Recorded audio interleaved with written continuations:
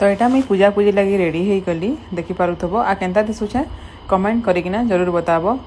आ देखो यहाँ अलता माखी देखुचे चूड़ी पिंधि देखे बोचे। तो यहाँ पूजा साल के आम पहुँची गलु।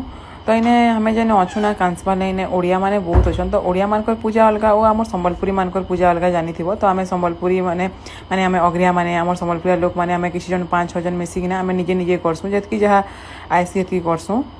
समस्त आड़े सब आड़े अलग अलग पूजा सब आड़े सामान होगा बोलिकिना किसी माने अच्छे के। तो देखो आम मैंने सब पहुँची गलु पूजा पूजी सब करुछुँ।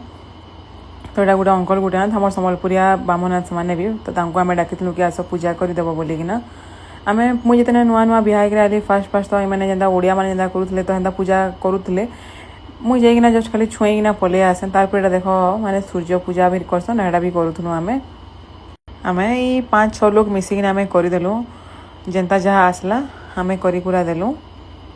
आ भल लगसी एंता वर्षे ने थोड़े आज जा हो। आज का तो वेदर बहुत बढ़िया था हेतकी गरम भी नहीं लगुला नहीं लगवा के गरम बट फिर भी आज का खरा नहीं देउथाई बादलिया पाक करी।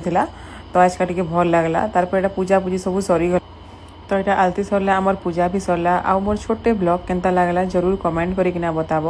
आ कहाँ आड़े केनता केनता पूजा करस जरूर कमेंट करिकिना बताब। रहली ने टाटा बाय बाय।